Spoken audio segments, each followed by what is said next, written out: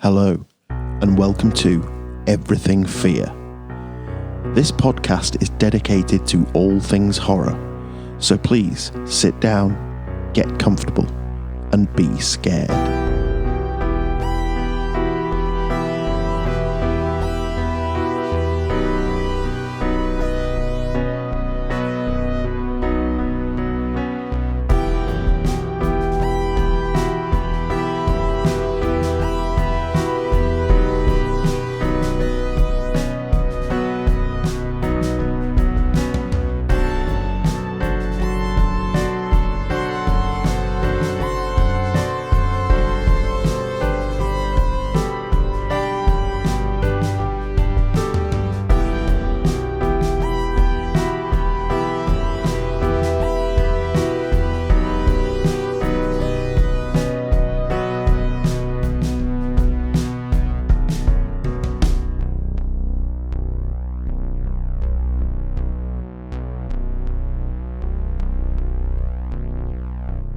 Hello, and welcome to episode 5 of Everything Fear with me, Kit Tinsley. Coming up this week, we have 2 interviews for you. One with horror author Nathan Robinson, and one with the star of Nightmare on Elm Street 4, Tuesday Night. Also, we have music from Circus 66, a short story from author Joshua Dyer, as well as our regular features such as spooky news, horror movie news, and true horror. First up, spooky news.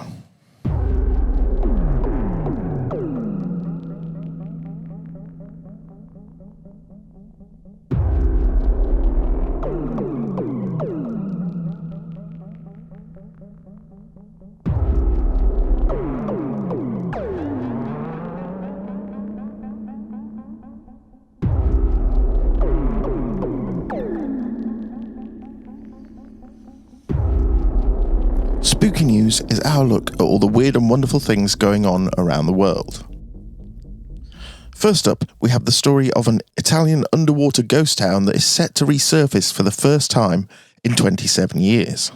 The lost village of Fabrici di Carragine in Tuscany was submerged to make a reservoir back in 1946, and periodically it surfaces when the water levels drop. The last time was 27 years ago. The village is from the 12th century, and it'll be really spooky going and having a look around a 12th century village that has been submerged underwater for 27 years. Because, let's face it, in the horror genre, we know things that resurface every 27 years can't end well.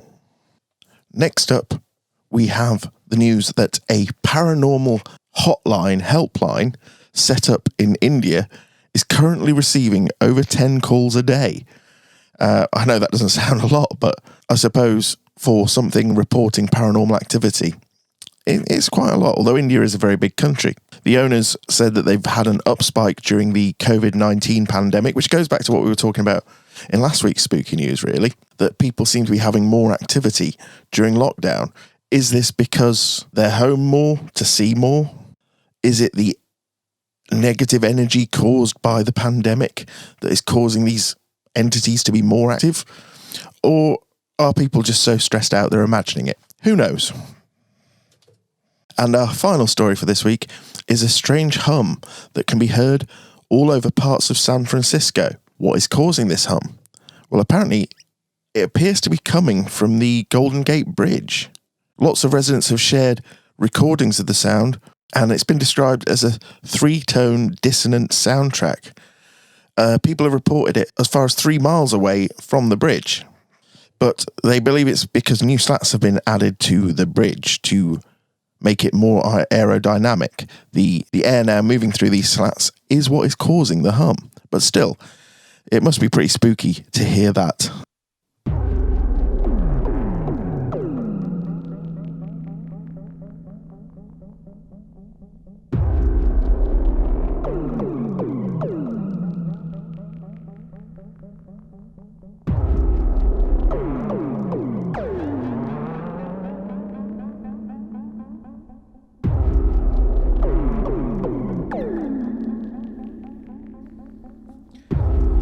And now it's time for this week's first interview.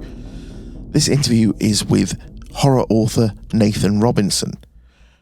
Nathan is an English horror writer who hails from my own county of Lincolnshire, and he's written some amazing books like Starers and Devil Let Me Go.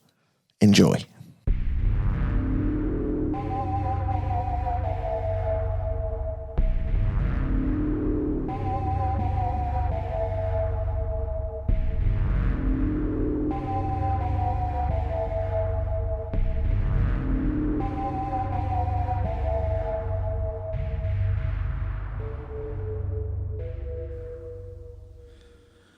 And now we're joined by this week's guest, author Nathan Robinson. Good evening, Nathan. How are you? Good evening. I'm good. That's what we like to hear. Good. Strange times for everyone, but more so for horror authors who have written about the apocalypse. It's a dream come true, essentially, and our worst nightmare at the same time. So it is. It's really weird. It's like we're seeing things happen on the news and I've written about that. Yeah, I know what happens next. Don't trust the government. We know what happens here. So it's just like it's like playing apocalypse bingo. It is really. I've stopped watching the news. It's just I can't watch it anymore. It's like, is this satire? Is this I don't know. It's an apocalypse playbook out there. Yeah, I always imagine the apocalypse being a bit more exciting though than. Well, you got to think this is the bit in between. These are the boring bits. When you read an apocalypse book, there's got to be a lot of other stuff going on. When you're reading an end of the world novel, you're only reading the exciting bits. We're living through the boring bits. We're like halfway through chapter 1 at the minute. Yeah, the zombies haven't even turned up yet. Oh, usually, but they will. When you read like post-apocalyptic fiction, you sort of start near the end, but we've got to go through the apocalypse first. This is like the prequel to it all. We've got to get through all this and say goodbye to everybody.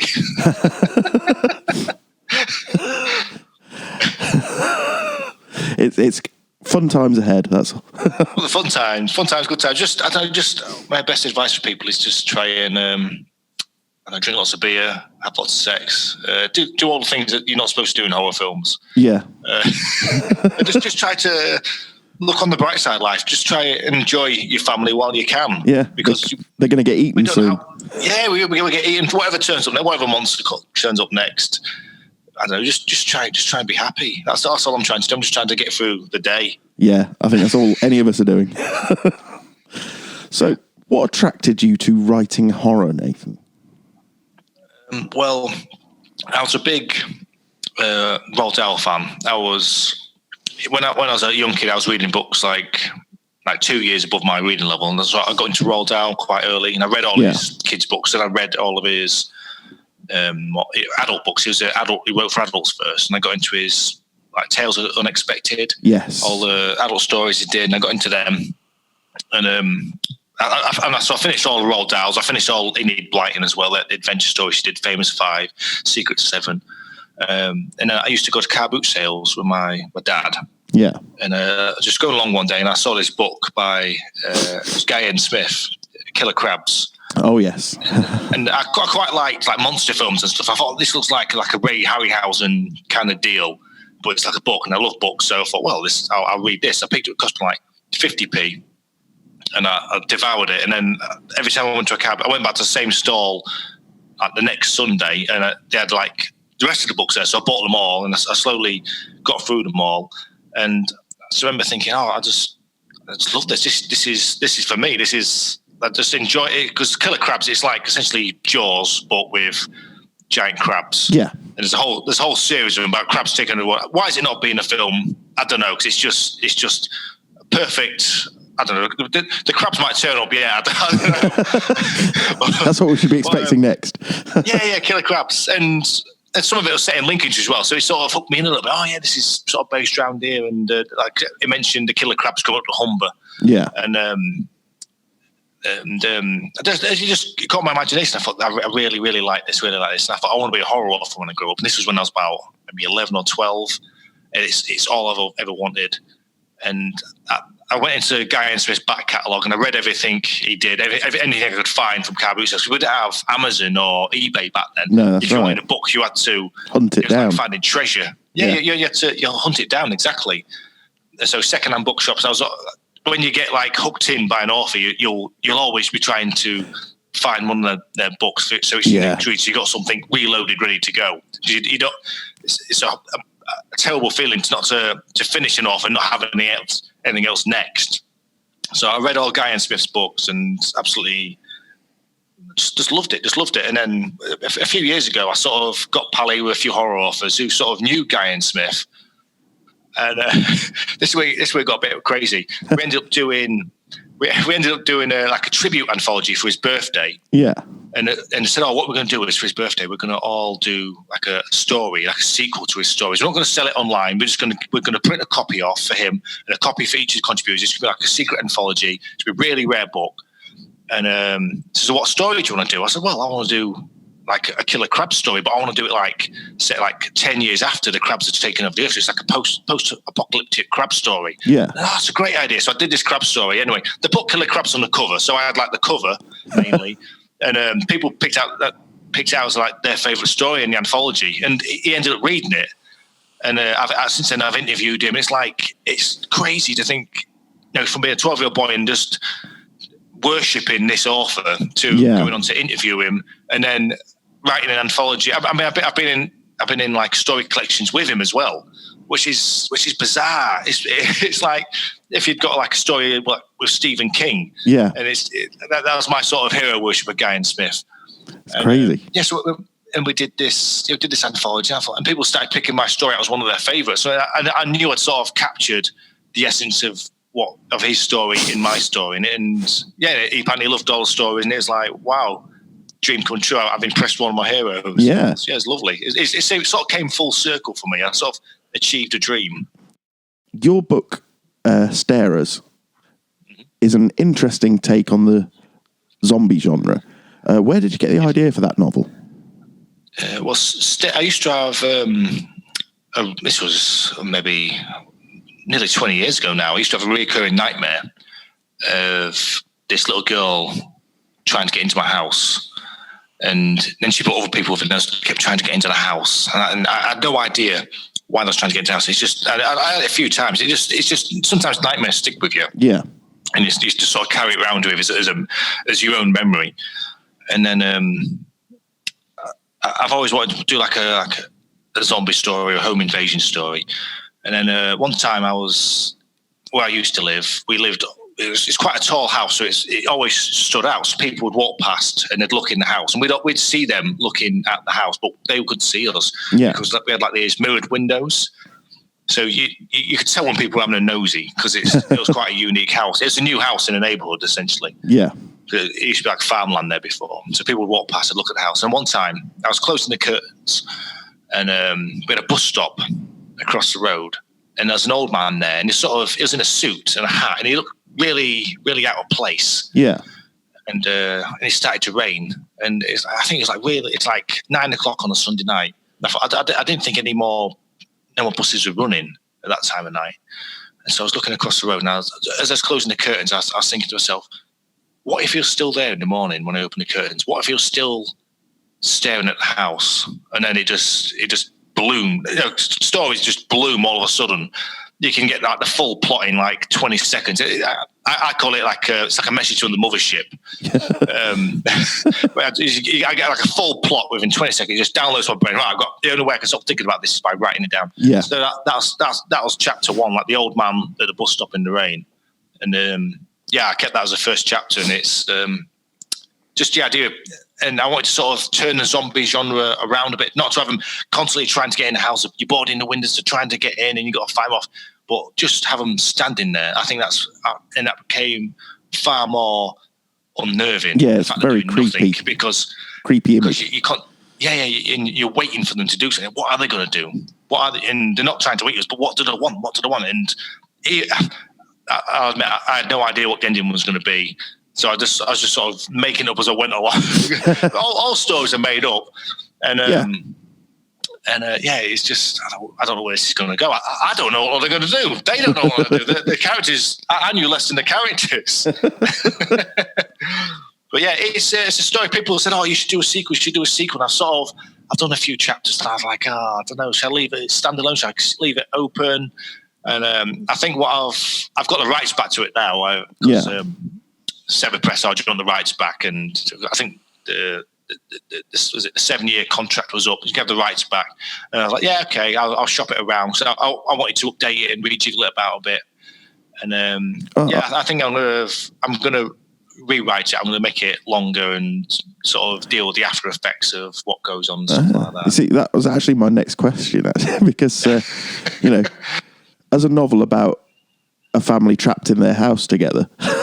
It seems very timely at the moment for a Corona edition. I don't know. It's like, don't trust people outside because there's a lot of trust issues in it, and people don't know what's going on. There's this invisible enemy, and that's like it's just a very apt novel for the time we're in. Because I know people saying, "Oh, read zombie stuff in a minute," because look, it's the end of the world. I thought, no, read Starers. Yeah, read Starers because it's very, very similar setup. It's people self-isolating, they're scared. They've got to stick with the family. They don't know what's going on. There's this invisible enemy outside, and no one knows what's going on. There's no help from anywhere. But yeah, if you can get a copy off eBay or Amazon, get a copy. If you think definitely. what's outside is weird, you'll probably look Starers. Yeah, I'd recommend anyone does that at the moment. Now, I also really like your short story collection, Devil Let Me Go. In fact, I think it's one of the best sort of single author collections I've read for a long time. Thank you. And do you prefer writing short fiction or longer form? There's less disappointment at the end for short stories. I think because when you read a short story, or whether you read a big, massive, brick-sized tome, you still get the same satisfaction when you finish it. Chemically, they've done tests on this. I sound like Donald Trump now, but they've done tests, and there's the same. You have the same. You have like a release of endorphins when you learn.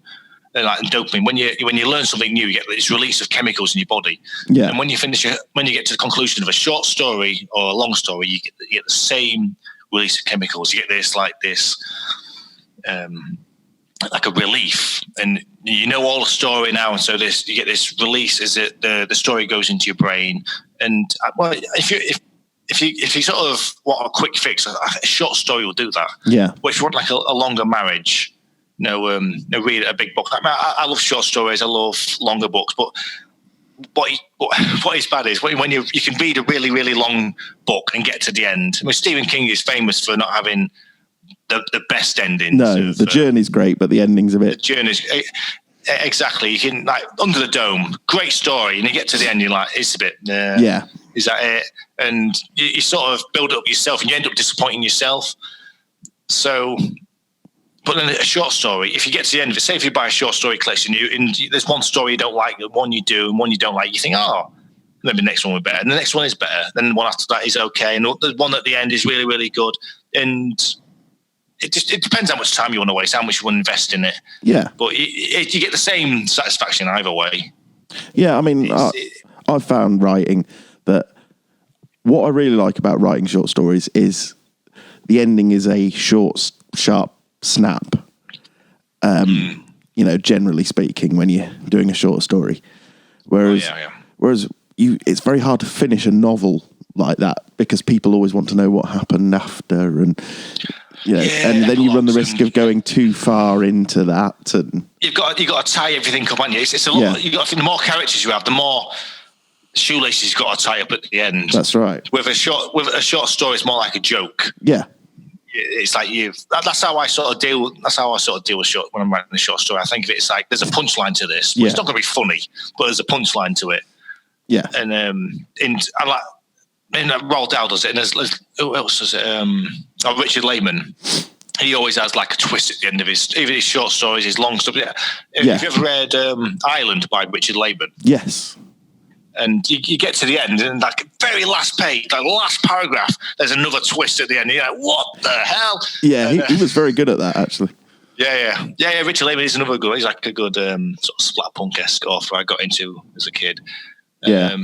And I don't know, it's like everyone I sort of read sort of laid the groundwork for the writer I am today. Yeah. I have like a formula most of the time with stories. I'll do something twisted, and then at the end there'll be like a double twist.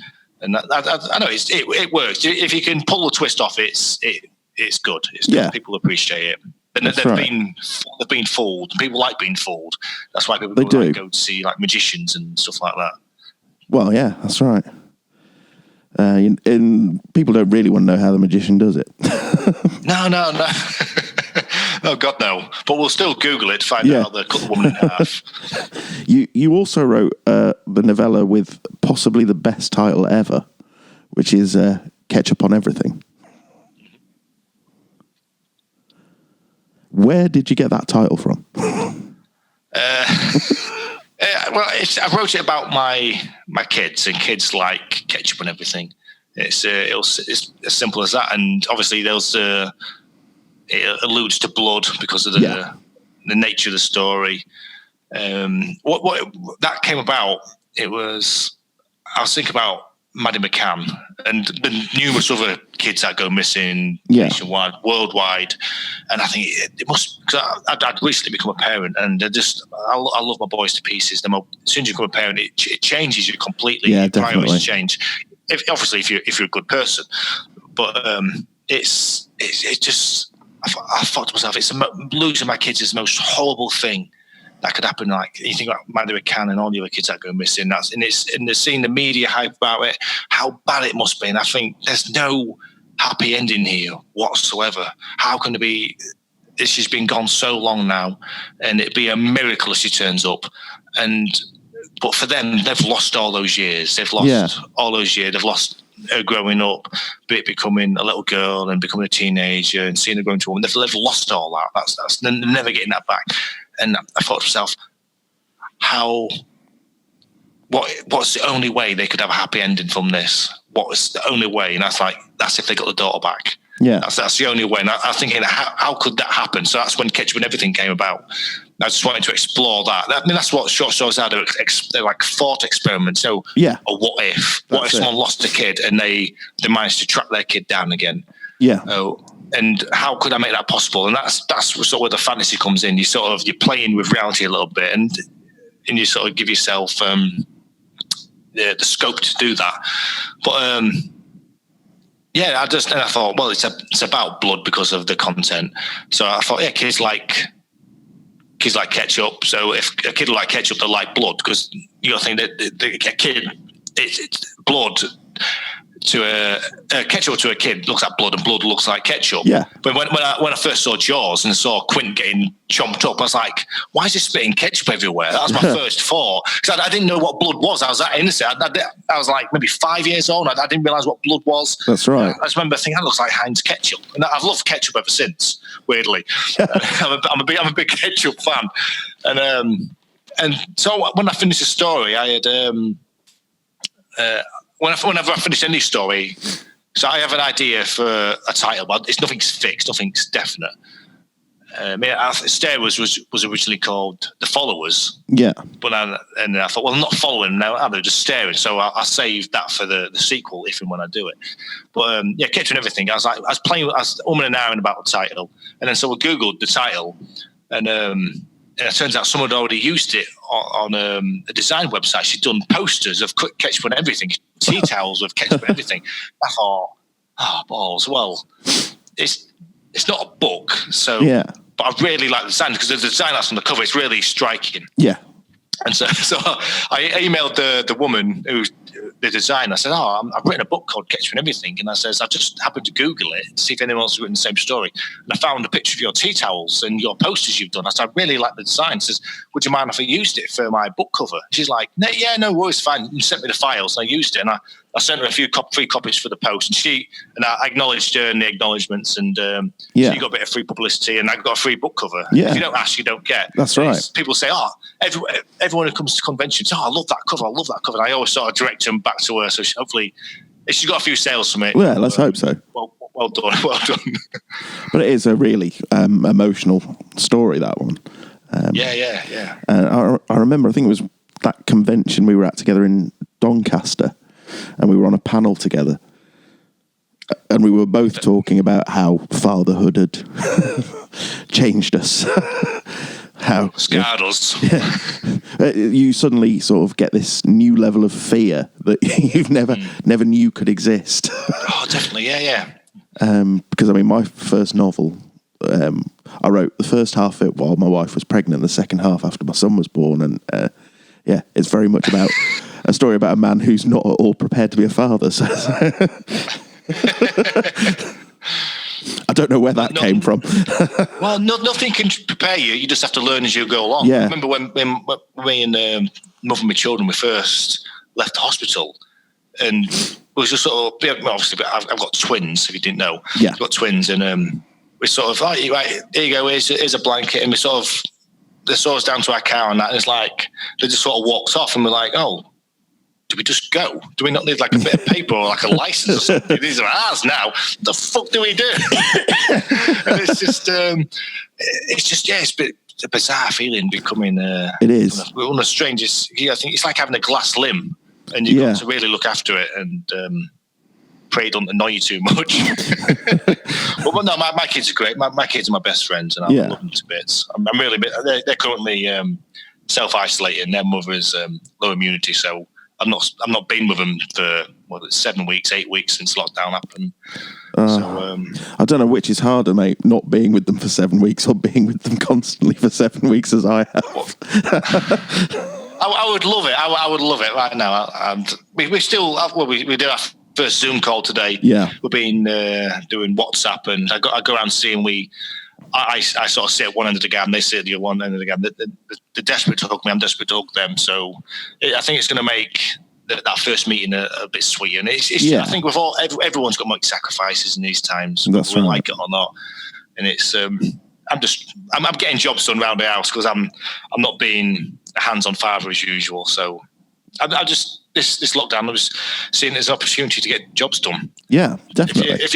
If your garden is not like a gardener's world standard by the time this is over, you've wasted your time. Mine is definitely not.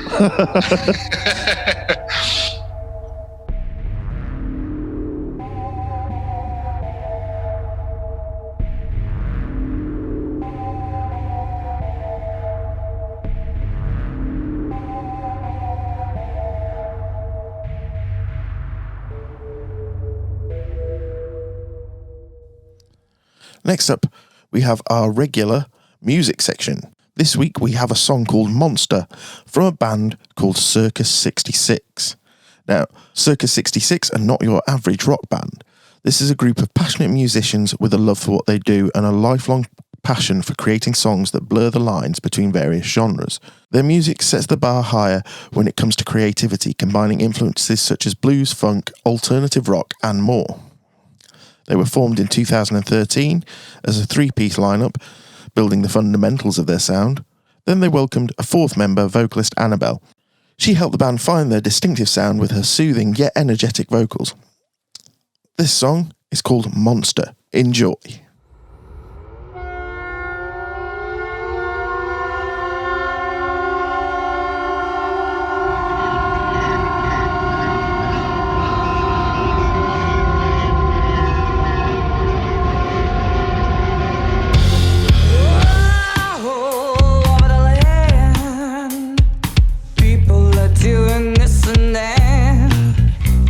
The words on the street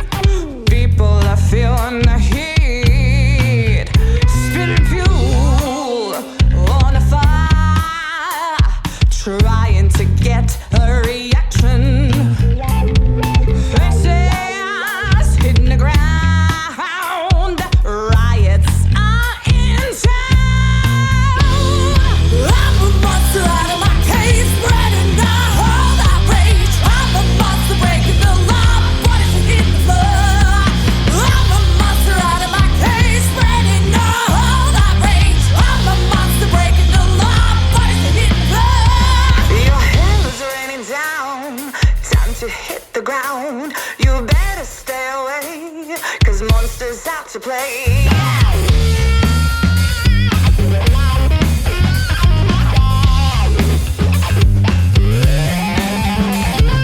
Nothing's ever wrong.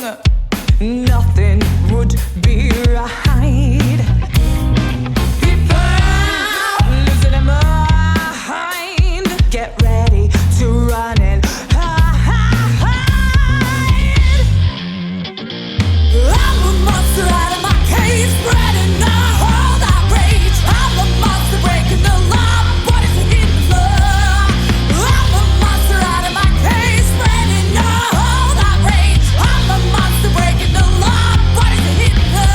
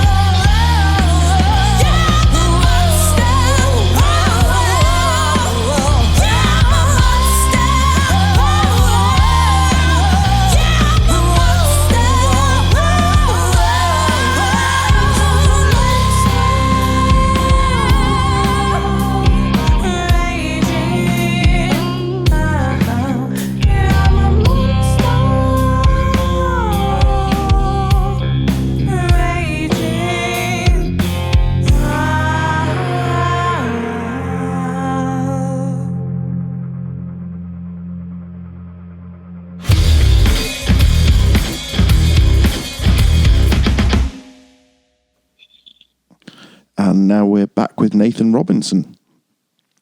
Now, Nathan, you've stepped away from writing a bit at the moment for a while, but I understand you've just bought a haunted Victorian library. Kinda, yeah. It's one of the oldest houses in like the little village / town we live in.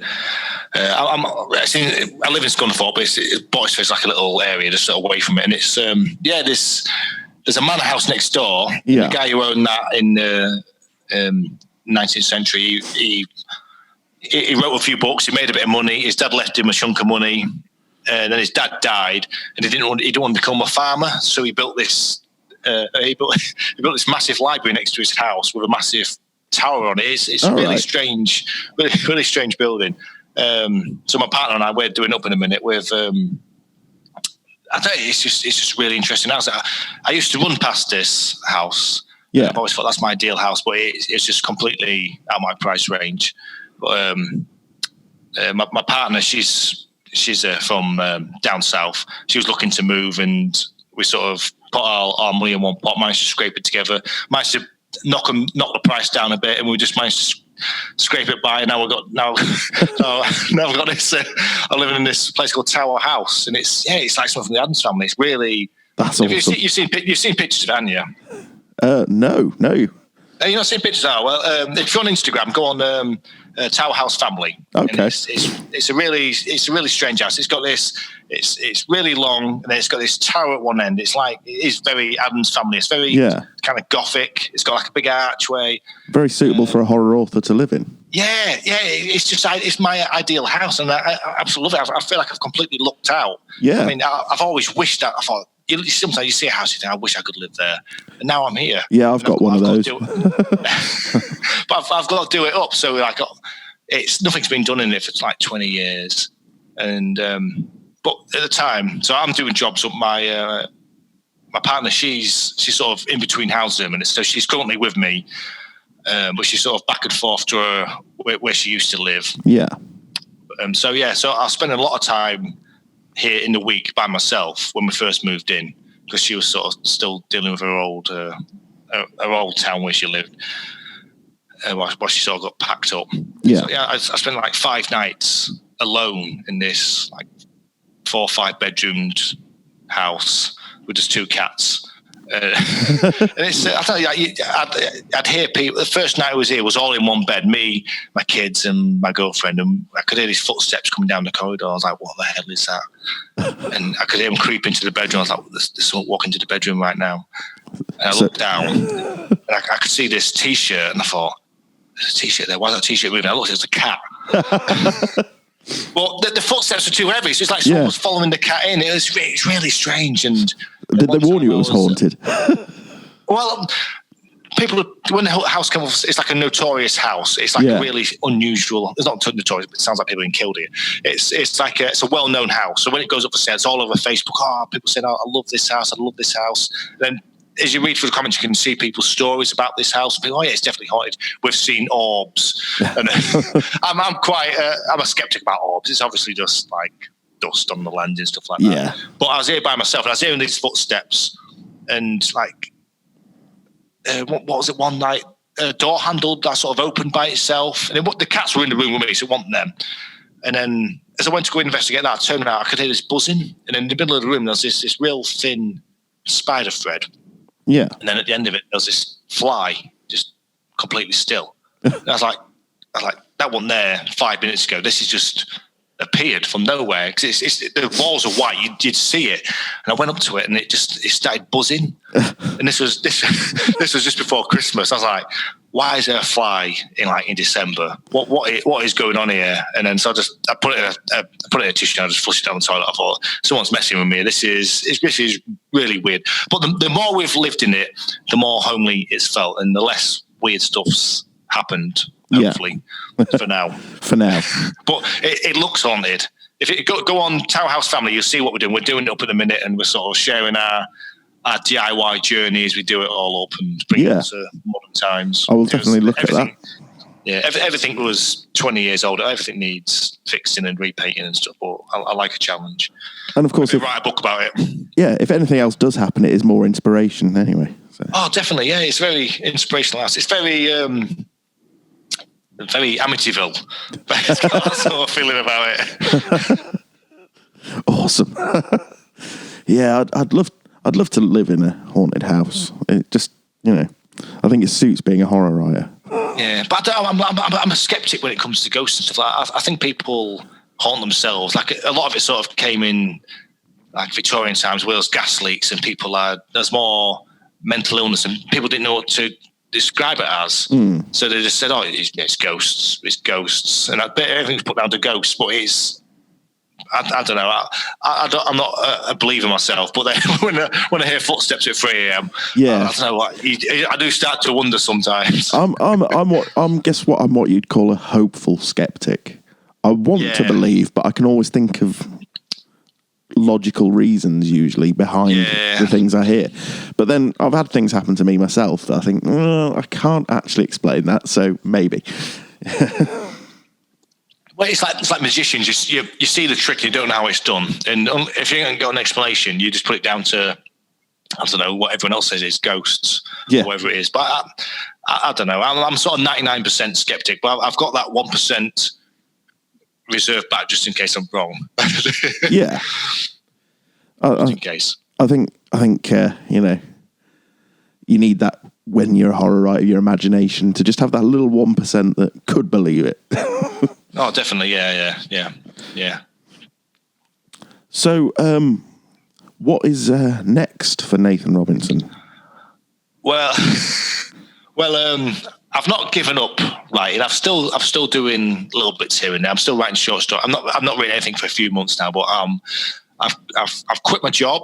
I've been in my job 9 years, my sort of daytime job, which helps pay the bills, because writing horror doesn't, unless you're in the top 1%, it doesn't pay the bills. So I did have a day job as well. So I had my notice on that, and I've gone back to university. I've no qualifications when it comes to writing whatsoever. I was always sort of written for myself, then accidentally it took off. Yeah. And I got a C in English at GCSE. I failed it at A-level pretty much. I didn't do very well, but I've always enjoyed the act of writing. It's very cathartic. Yeah. But I've always wanted to do an English degree. I've always wanted to sort of have some sort of license to write in a way. Yeah. It's proof I can write. I've got a qualification. I've got like a degree in writing or whatever.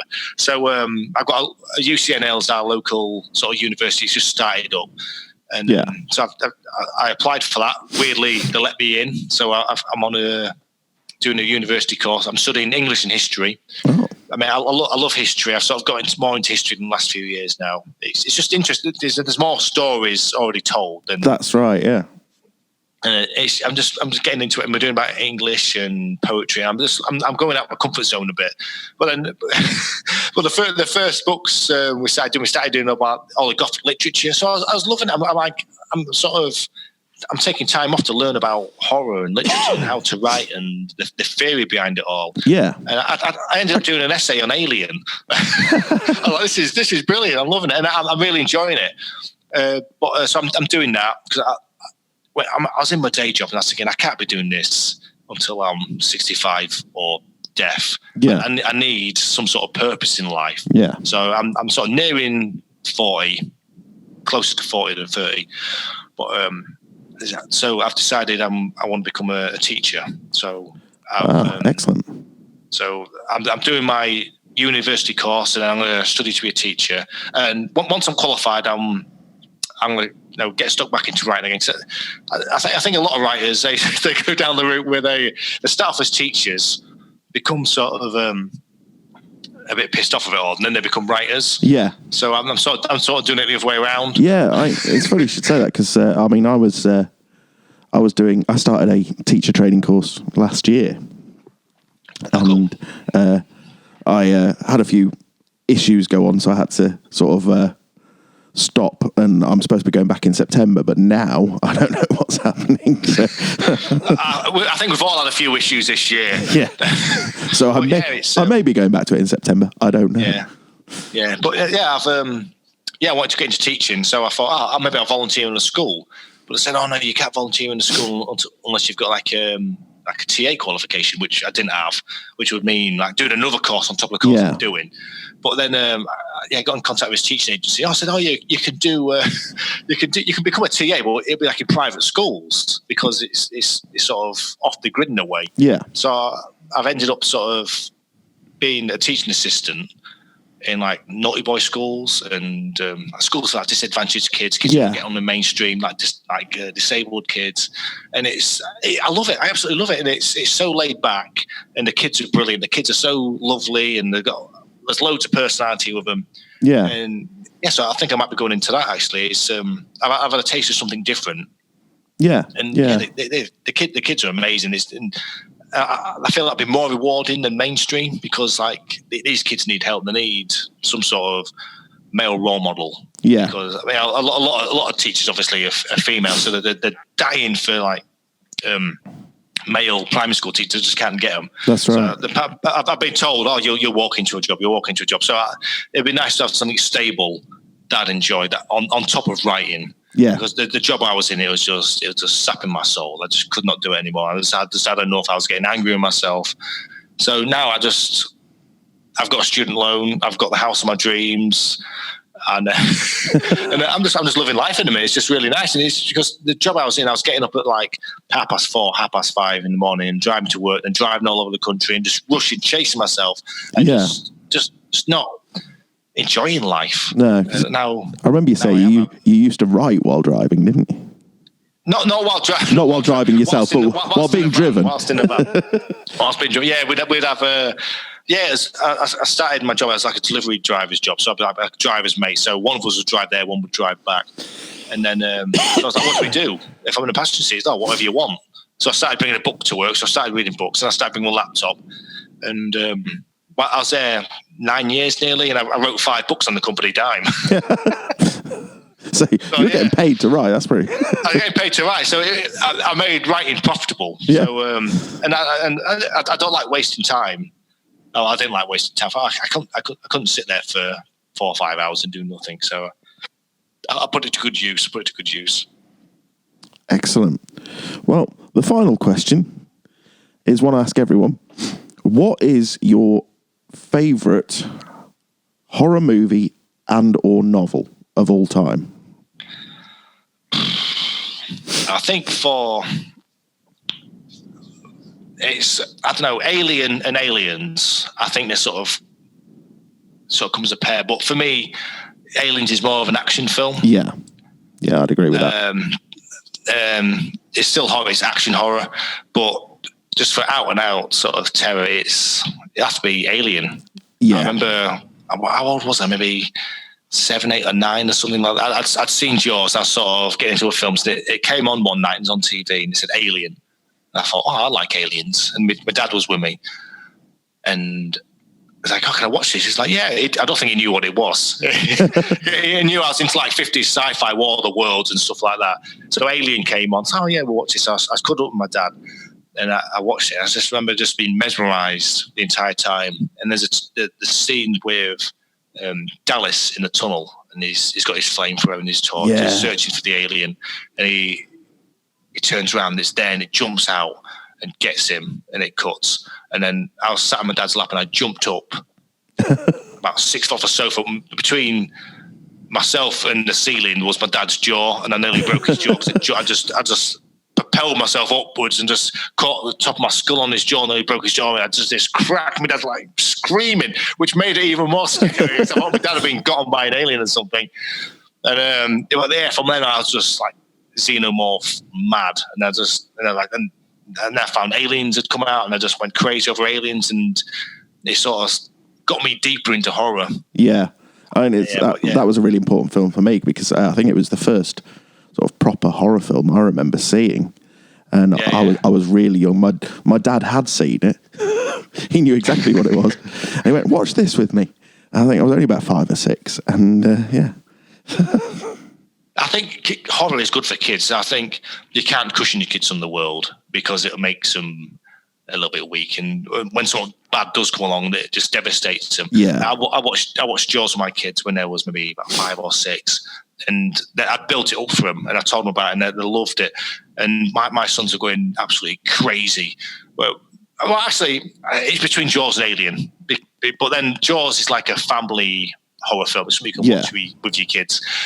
But I watched them, and my son was going crazy. There's this scene, because you don't see, because the shark broke quite early in production. You don't see much of the shark, and then so most of it is all done like POV. But then when you first see the fin, there's a bit with the 2 kids in, and they've got like the fake cardboard fin, and they're like the pregnant everybody.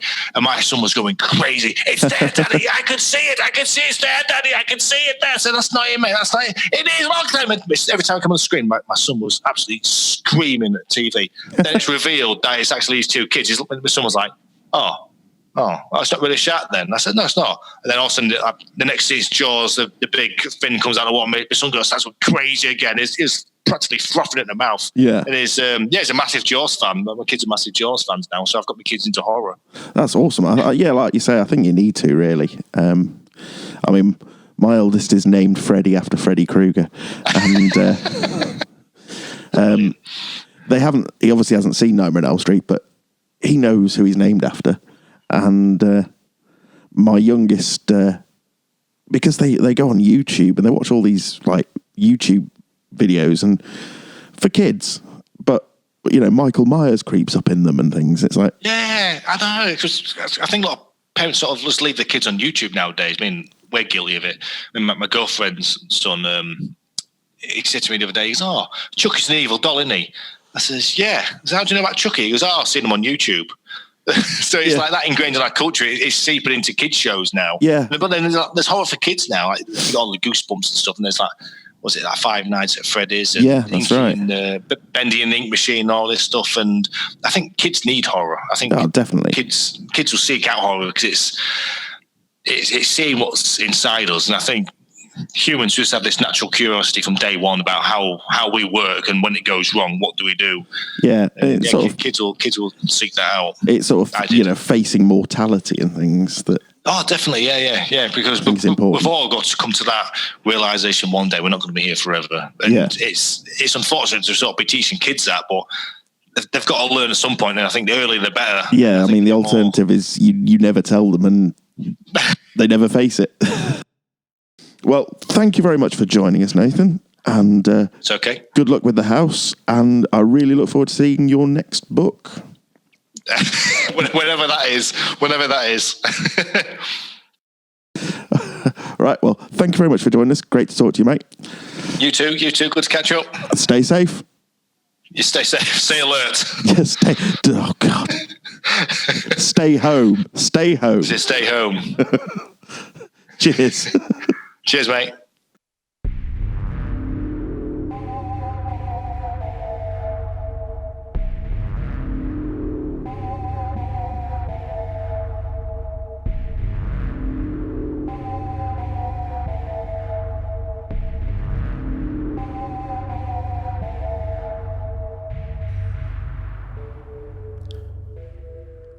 Now it's time for this week's short story. This short story is called Entity, and it's by author Joshua Dyer, and it's been read for us by my good friend Chris Clark. The long-awaited tap on my shoulder. My line boss bobs his skeletal head and slits his throat with a knife hand. Quitting time. The bag-making machines drowned out his voice, but I could read round his lips. You're done, Rogers. Clock out. With a swift nod, I pull off my gloves and mosey towards the biomedics break room. A gaggle of fellow shift workers joins me. Most make a mad dash for the time card machine. Big Mitch enters his badge number into the squat blue box on the wall. Another fine shift in the medical plastics industry, eh? Phil's sawn-off frame hobbles from the far counter. Suppose so. Big Mitch's rotund gut shakes, so close to the man in red that he plays Santa at our company's holiday parties. Where they put you tonight? The short man poked a finger toward the black brace on his left knee. Bartles. Phil doesn't sound too thrilled. Everyone that's been here a hot minute knows that the urine bottle machine is the easiest gig on this plant. You sit down the whole 10-hour shift, you can pop in earbuds and listen to tunes while you work. Easy street, man. So easy, in fact, that the old-timers call it the titty shift. Rob shuffles over to join us in the queue. When they gonna take you off pulling baby bottles and titty coddles, Phil? Phil shrugged a middle-aged shoulder. My doc says maybe another 2 weeks before I can stand for 10 hours straight. Rob scoffs and rubs the black hairs at the nape of his ebony neck. Milking the milk shift? I step in to Phil's defence. Ease up, Rob. The towering mass of muscle glares down at me. Why are you here? I mean, he glances around for approval. Ain't you got a master's or some shit like that? I edge forward in line. I do. My mum has terminal cancer. We moved back home to help out. Big Mitch pats him on the chest. Rough night? Rob nods. Had to shut down the large hazmat bag line for 40 goddamn minutes. He rolls the toothpicks to the opposite corner of his mouth. Pain in my dick, man. I step up to the clock and enter my 4 digits. It beeps once, displaying my shift. Time in, 1400. Time out, 0200. Breaks, 2 hours. Rob groans in defeat as he approaches the clock. Baby keeping you up still? Mitch shakes his bulbous head. Rob clocks out. Of course, colic as hell, boys. I follow a pair of ladies out the front door and down the steps. Nikki's already waiting beside my car as I cross the parking lot. We live down the same road from each other. Besides, she's uncomfortable driving at night on the mid-shifts. I was starting to wonder if you got lost. She pulls her hands from her jeans and crosses her slender arms. Even with that blonde mane done up in a haphazard way and sporting an old maiden tee, she could still stop traffic. I pop her shoulder up. Got a little crowded around the clock. I fish the Corolla key from my pocket and unlock it. Missed you at lunch. Nikki's hazel eyes spin circles in their sockets. They made me take an early lunch break tonight. My line went offline for 40 minutes. I grin and plop into the bucket seat. Rob told us all about it. She joins me, tossing her small purse on the floor between her feet. I'll bet he did. Our eyes lock. A hint of playfulness boils just beneath the surface. It wasn't your fault. I insert the key into the ignition. It happens all the time. Her hand caresses my right knee. I know. Her chest deflates. I was just looking forward to seeing you, that's all. My mind races. Same here. I pull out of the spot and head for the main gate. Maybe tomorrow night? She leans back into the seat and sighs, hope so. The car turns onto Route 20. I speed up as we climb a shallow knoll. Nikki clears her throat in that accusing way and fishes a spent golden wrapper from the passenger door. Oh shit. An embarrassing heat smoulders in my cheeks. I forgot. Her scowl speaks volumes. If we get caught, we'll both be in a world of shit. She rolls down her window and chucks the condom wrapper into the passing void. A steamy heat collects around my shirt collar. Sorry, when I get around you, I can't help myself. She crosses her sleek arms. When he shoves a rifle in your face, you will. I chuckle. Ray's a decent guy. A bumpkin dumbass, but a solid human being. Nikki scoffs. I wouldn't put it past him. She leans over closer to my side. Not to mention, Denise would rip me to shreds and then pin your balls to a wall with a set of rusty hedge clippers. She's a hobby gardener, rose garden, fucked up topiaries, you name it. I can see some of these alleged sculptures from my kitchen window. I navigate us up a large mountain and down the other side. You worry too much. If I didn't, we'd both be homeless. She checks her bright eyes in my rear-view mirror. Your cockiness will do you in one of these days. Teed this one up so well. Never complained about me or my cock before. Nikki's punched as little to my arm. Not to your face, anyway. I hit the gas and make the turn onto the interstate ramp. Not much going on at this time of night. The occasional trucker, but little else. You guys still coming over for the cookout this weekend? She mumbles in accord. The awkwardness floods the cabin of my Corolla. We're all still friends, right? Her gaze redirects itself out the passenger window. Yeah, but it's weird now. The little cloud of freckles on her cheeks twitch. How far is too far in polite company? I merge my car into the slow lane several lengths ahead of a rig. My thoughts wander through her question. A hug? Peck her on a cheek? I slump over the steering wheel in defeat. Fuck, I don't know. The glass gets fogged by the release of her sigh. Exactly. I know what I want to do around you, but... The red taillights of an old beat-up F-150 speed toward my fender. Nobody in the fast lane. A pump on the gas and a flick of the blinker, and I'm cruising past it. Nikki squeals as she jumps towards my centre console. What the fuck, old man? I steer our car towards the yellow line. The pickup wobbles over the rolling white stripes. It's the two-tone variety, white stripe on midnight blue, pockmarked with rusty craters and splashed with dried muck. A bent, wrinkly old-timer hovers over its slap shift and narrow wheel. Her nails dig into my right thigh. Is he okay? The Ford inches back into its lane, probably asleep at the wheel. I flip in the bird and hit the accelerator. The row of yellow lights on the truck's roof shrink into the darkness until they disappear behind a hill. My foot eases off the pedal. There's always one who thinks they can function at this time of night. Jesus, that was close. There's more anger than concern in her tone. What a jackass. I move into the slow lane and accelerate a little as we ascend the mountain. An honest mistake, I'll bet. Nikki's face crams in close to my side mirror. Yeah? Her haggard face turns to mine. You lose. I peek into the rear view. It's way too old to do that. The row of yellow lights advances on us. You pissed him off, dear. I push the RPM needle higher as the car's lawnmower engine wails in discontent. So I flipped him off. He deserved it. Her hand lands on my headrest as she bends to look out the back window. He's getting closer. You really... Oh, shit! High beams consume the car's cabin. The Ford's angry engine barrels on top of us.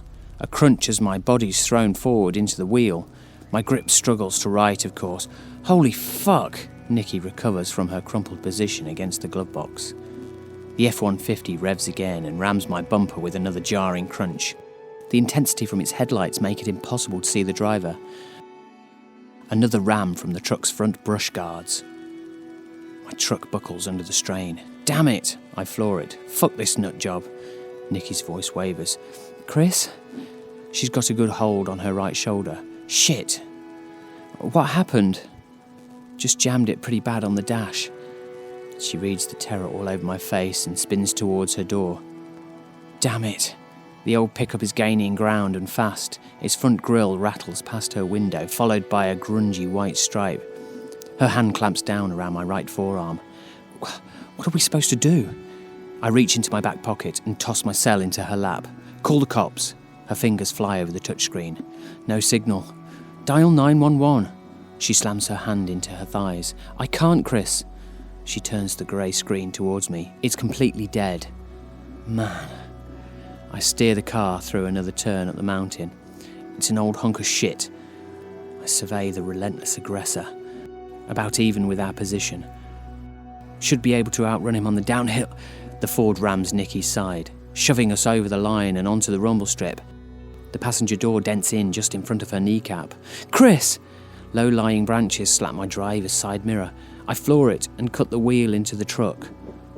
Inch by steel-grating inch, we reclaim the fast lane. As we near the mountaintop, another pair of taillights comes into view. What the hell are you doing? Nikki's arms are outstretched, her white hands bracing against the dash. I cut against the pickup even harder this time. The grizzled old-timer grits his remaining tobacco-stained teeth. I'm taking you to the woodshed, boy. The maniacal glare from the farmer assures me that he's not fucking around. Not tonight, you loony bastard. I ram him once more, pushing the Ford over the middle lane. The utility van ahead closes fast. I can make out its logo now. Tully Electric. Jesus Christ! Nikki's head jerks forward. One final shove with my front end, and then I spin it hard to the left, missing the van by inches. Its horn lowers in pitch as I squeal around its left side. Nikki's gasping and on the verge of hysterics. A quick glance out of the rear view shows the F-150, careering into the trees and underbrush off the right shoulder. A deep breath. Fuck me. A sting radiates from the side of my neck. Oh, what was that for? Son, she slaps my leg some more. Of a bitch. She gives up and slumps into her bucket seat. You damn near killed us both, asshole. He was driving like a dick. I guide the car down the far side of the mountain. The green sign reads, Elevation 1,314 feet. Some mountain. Nikki closes off and cowers away. Come on, babe. She breaks the silence in a quiet tone. Someone's going to see the wreck and call the cops. Want to go back? I maneuver the Corolla into the slow lane. I can turn around on the next exit. She groans and frumps in the seat. Chris. Something long and green flaps in the rear view. A ripped limb beats against the brush guard and grille of the old F-150. Did the grill just bite down on the limb and spit it out? Check that. Huh? She tosses a brief look into the rear view and cranes her neck to get a better view out the back. What the fuck, Chris? I shake my head, speechless. I watched that thing crash into the trees. Her frantic stare focuses on me. Tell me you see it too. I bob my head. You're not losing it. It must have taken a glancing blow back there. High beams again, searing daggers in my eye sockets. Been getting migraines since I was a teen. I kick up the transmission and fly past some out-of-towners in a caddy. Georgia plates. The middle-aged dude driving it tosses us a weird sideways glare as we shoot by on his left. The truck refuses to surrender. Its steel body rocks back on its frame as the monster under the hood howls into higher gears. I swear it just growled at us. Let me see if I can outrun him. She scoffs. In a Corolla? How many horses are under its hood? 4?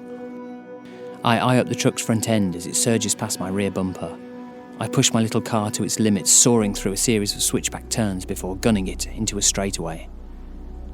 The damn pickup's still gaining on us. My peg rolls over 120. I fucking see that, Nick. The bucket of bolts pulls up closer. Switch places with me. Her maniacal glare locks with mine. The old man in the truck's cab comes into view again.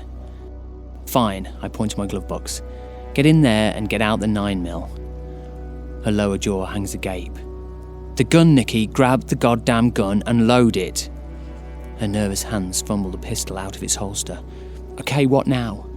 Slide the magazine in and flip the safety. I tap it with a finger, right here, off. A blast and then the rear passenger window explodes. Nicky shrieks and the loaded weapon flops to the floorboard. Christ, Nick! The cackling maniac pulls up even with her side, his double-barrel shotgun angled over the edge of his lowered window. I've got a death grip on my wheel, my knuckles flushed white. Holy shit, get the fucking gun! A quick glance at him popping another shell into the gun. Nick screams again. Got it! Her trembling gun points at our windshield. Shoot him! I wiggle my tingling foot on the pedal. Kill the bastard now! The farmer's shotgun snaps back together. His old Ford rolls up even with my front end. I lower her window from my side. I don't know, Chris. I don't know. A sniffle. The empty eyes of the man's weapon hone in on Nicky's head. He takes a brief look up the interstate and then turns the attention back on us. Plug the fucker! The farmer revs his truck a couple of times. Woo! Hold on!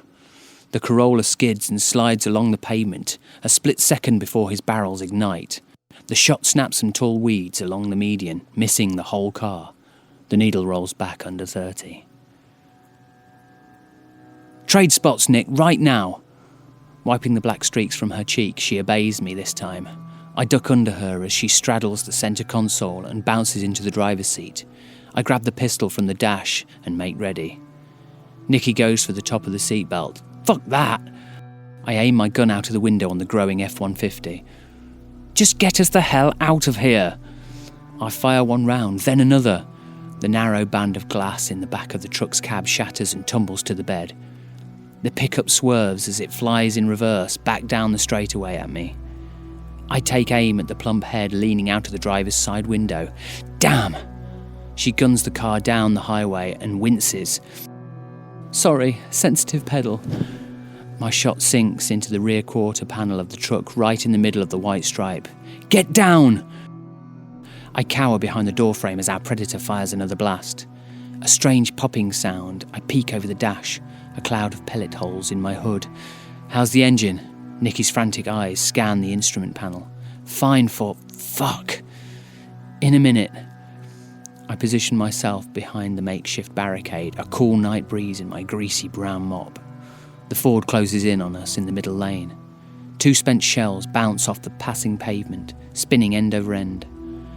I've got to finish him off before he reloads. Gun it, Nick!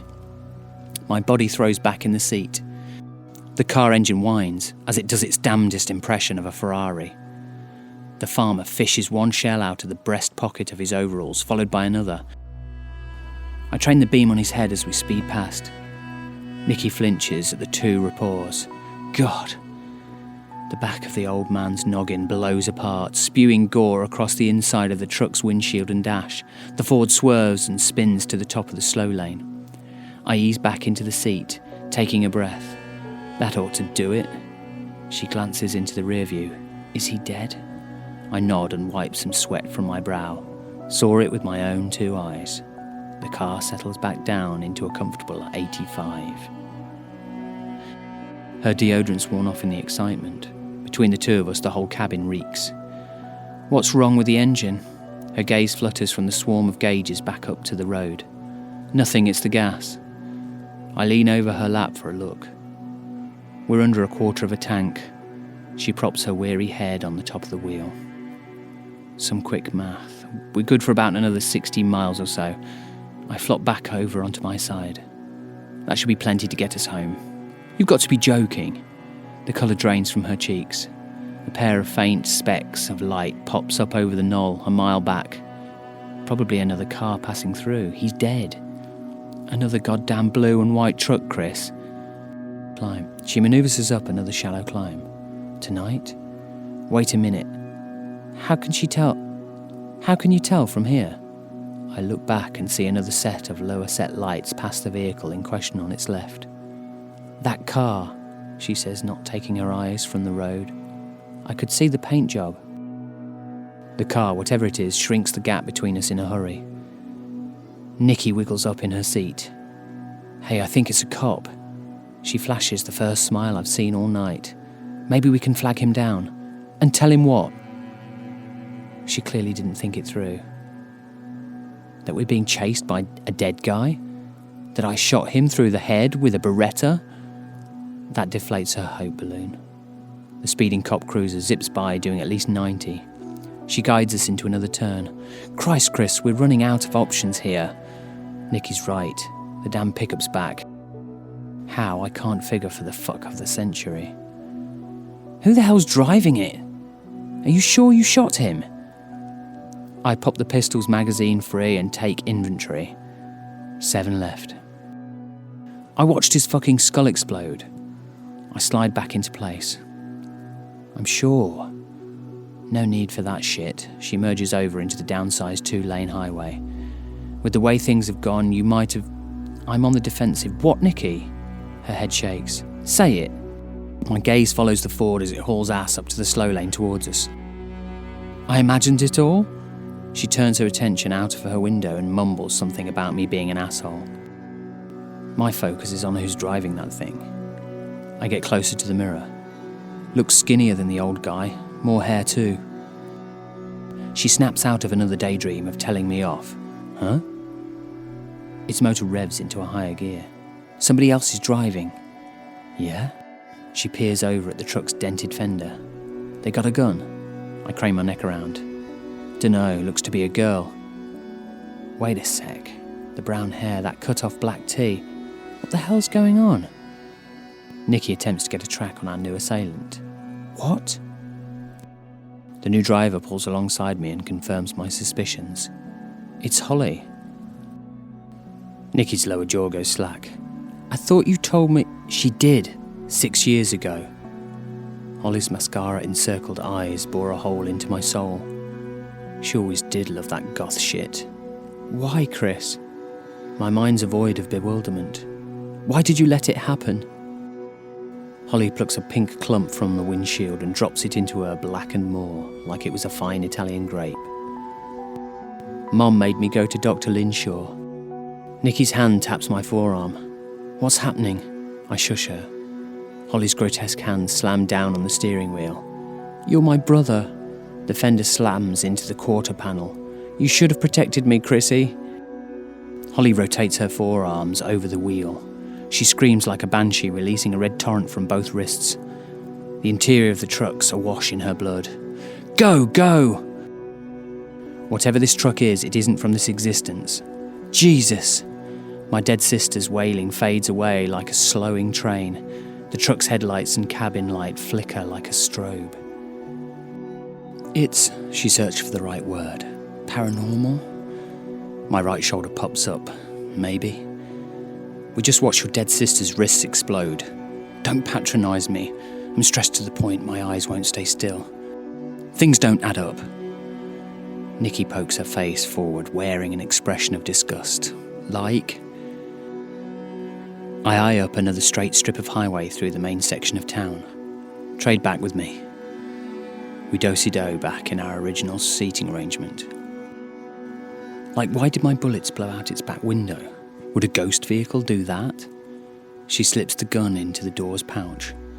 Maybe the truck's real, but the drivers are ghosts. Her head drops into her palms. Hell, I dunno. A large green rectangle drifts past her side. I glance back for any signs of the pickup. Nada. We gotta get off this interstate. I know that much. And go where? I take the next off-ramp and ease into the shallow descent. I know a way back home. The stoplight at the end of the ramp's flashing red. Take us through Antietam and Shepherdstown. Her obvious frustration vents from her lips. We're low on gas as it is. Her index finger jabs back over her shoulder. That thing is still back there, and we obviously can't kill it. She stops long enough for me to get a word in edgewise. I was thinking that maybe we could get far enough ahead that we could stop at someone's house and try a landline. My car's motor whines as we put her up the side of Braddock Mountain. The row of yellow lights on the roof. The F-150 returns. I squint into the rear view. It's behind us again. Looks to be a lot of people in that thing now. Nikki's head spins around like it's on a swivel. There's a bunch of them in the back. She retrieves the pistol from the door pocket. How many bullets are left in this thing? 6, maybe 7. Her thumb slides the safety off. I think we've got more than that to contend with back there.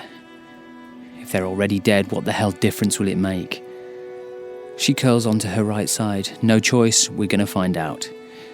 She rolls down the window. Long strands of her blonde hair swim in the nighttime wind. Which house are we stopping at? The Ford's gaining ground down the other side of the mountain. Its glaring eyes consume my side mirror. The first one we come to whenever we get enough space to pull off and make a run for it. Her head jerks around and trails something out of the rear driver's side window. They're coming up on your side. She drops the cold steel into my crotch. One of its muddy wheel wells hisses up next to me. Another blinking red light approaches. The passenger nearest to me sports a dingy white hard hat. UMWA and Sago 13 stickers adorn its side. He has an unkempt black beard and sunken eyes. He pulls a long knife from his waist and spins it on the pad of a finger. Knives and gunfights, asshole. I take aim at the 13 sticker and squeeze off a round. The miner's head snaps backwards, hitting the few remaining shards of glass in the back window.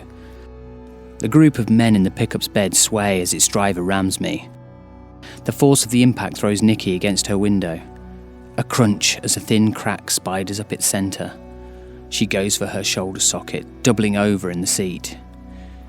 A resounding crash. The black iron tip of a pickaxe wiggles in the gaping hole near the top of the windshield. Fuck!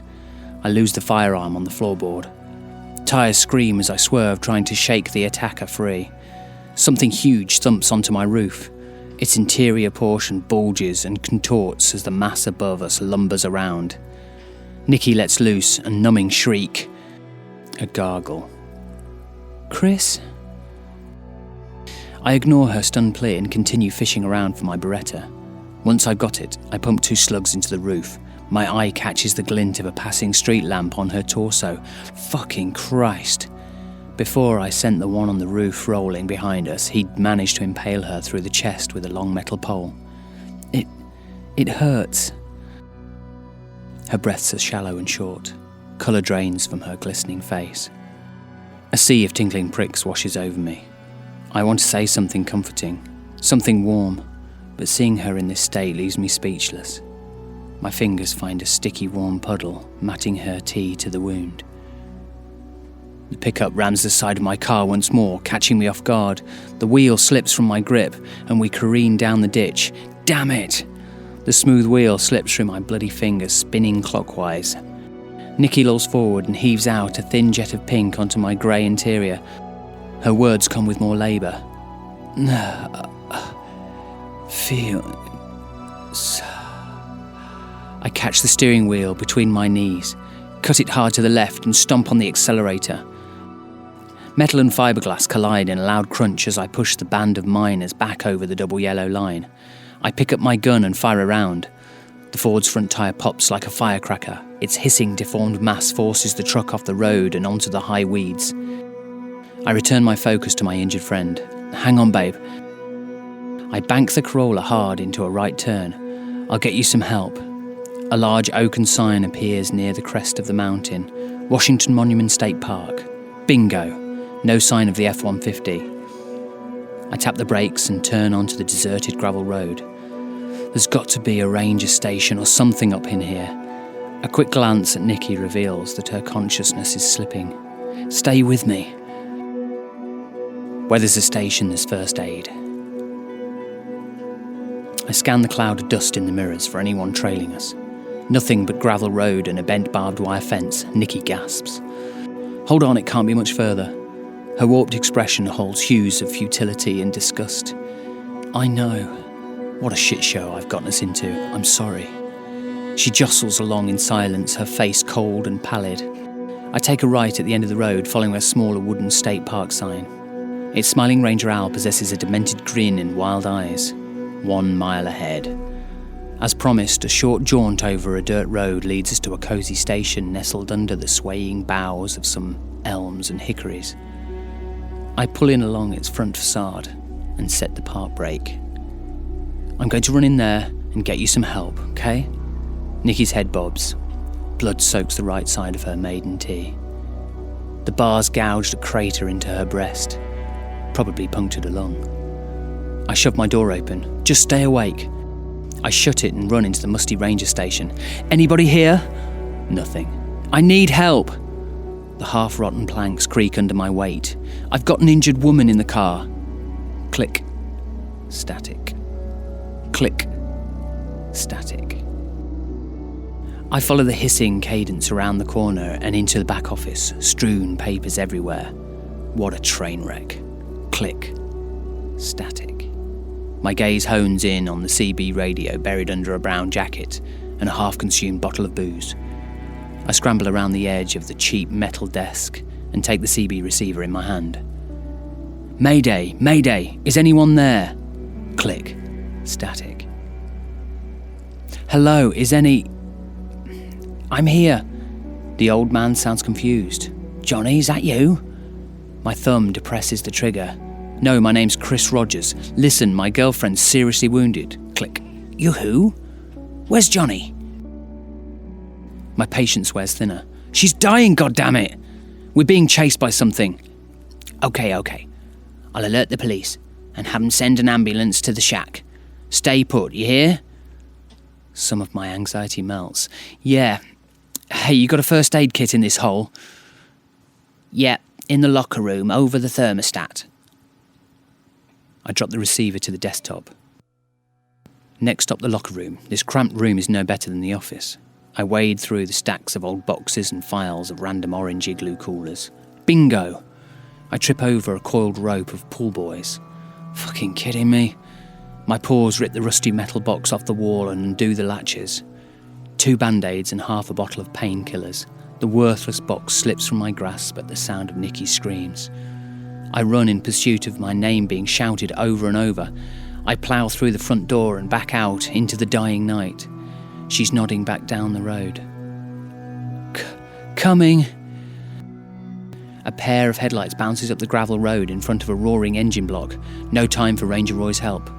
Whoever Johnny is, he's nowhere in sight either. I make a beeline to the driver's seat. Screw it. Nikki's on death's doorstep. Ashen, cold to my touch. We're out of here, babe. I'll get us off this mountain and to an ER. I drop the shifter in reverse and floor it. Too far. The weakness in her voice betrays her resolve. I push it into drive and push the gas. The rear-wheel drive tries to grab the road, but the gravel shoots out in twin waves behind us. The Ford bounds over a pothole in the rural road, shrinking the gap to feet. Come on! The Corolla's rear end fishtails before grabbing the ground. We take off up the mountain as the pickup's lights slam into my trunk. Dust shrouds the path ahead in a fine grey haze. The road winds around to the left and up the mountain. Nikki? Nick? She slumps over against her door. I reach over and slap her arm. Stay with me! I shove her cold, lifeless mass. Jesus. The F-150 shoves my car towards a row of trees guarding the roadway. The jar of the impact produces a crack down the top of my dash. A guttural howl cuts through the chaos. I regain control of the car and head for the larger lower of the two parking lots at the summit. A glance in my rearview mirror yields more fuel for my delusional fire. A swirling mass of black clouds consumes the truck's interior. First, the old man's face emerges from the curling void. Then Holly's writhing torso cries out, deforming into a horned serpentine creature of my childhood nightmares. I study the lots and the gravel road, one way out. The Ford sits where the road terminates into the pavement. Its passenger side headlight lists at an odd angle, casting a strange beam over the cracked blacktop. No choice. I shut my car off and head to the trunk. The truck's motor revs in defiance at the far end. Fuck me. A set of clubs, a tire iron, and a box of roadside flares. Oh well, if you're gonna die, go out with your boots on. I grab a 5-iron and a flare and jog towards the pickup, striking the flare to life. I raise the golf club in my right hand like a berserker Viking. Streamers of red light hiss into the darkness at my side. Come on, motherfuckers! More writhing busts from within the hellish smoke. Visceral rage overrides all common sense. With one last battle cry, I charge the entity. Like a pissed-off Spanish bull, its wheels throw up rock and dust ahead of its counter-assault. The length of a football field between us disappears in a flash. My duel with the Reaper's going down with me wielding a goddamn 5-iron. Too late now. The thing wails again, low-frequency rage like nothing I've ever heard. Less than a stone's throw away. Go back to hell! My club swings down with every bit of fight I've got. The blow I expect doesn't come. My body stumbles forward and onto the ground. My flare rolls off into a parking log in the grass. I spin around to see the speeding truck get sucked into a humongous vertical rip in the air over the parking lot. Loud, bright flashes explode in quick succession, stealing my sight from me. One final thunderous clap and silence prevails. I force my legs to propel me back to my vehicle. Not a thread. Nikki's gone.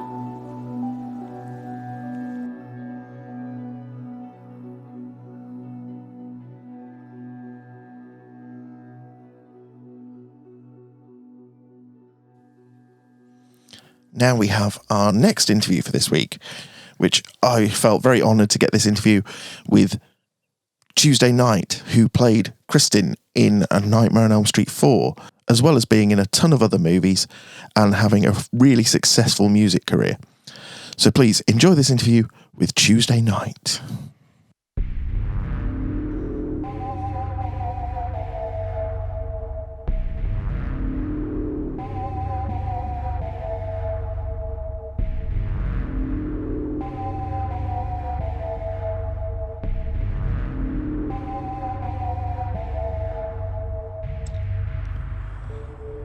And now we're joined by actress, musician, and star of Nightmare on Elm Street 4, Tuesday Knight.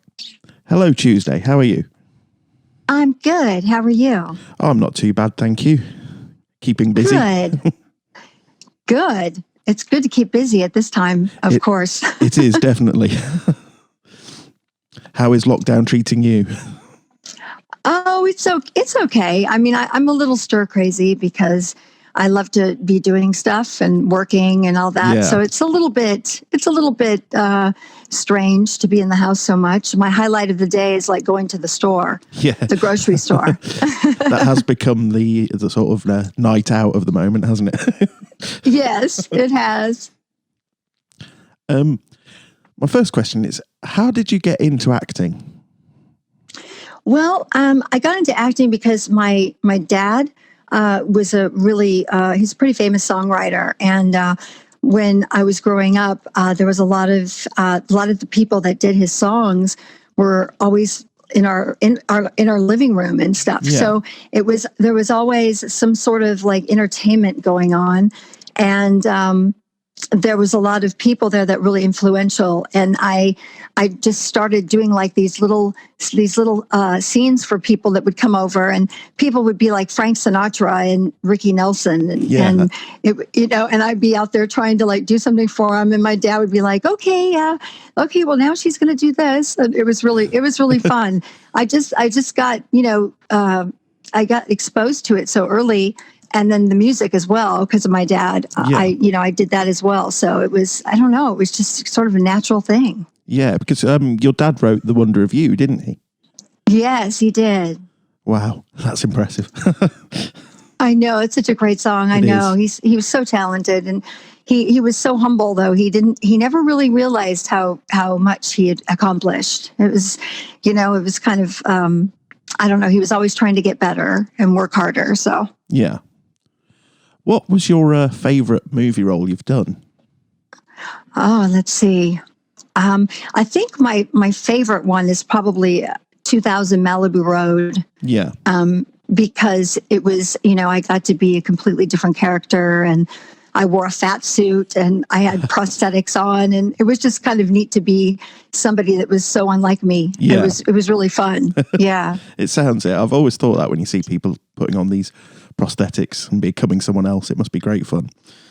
Yeah, it's so much fun because then you really don't have to worry about, well, did I look okay, or am I thin enough, or am I this, or am I, it's kind of, it's kind of good. You don't even have to worry about it. Yeah. How did you get the role of Kristen in Nightmare on Elm Street 4?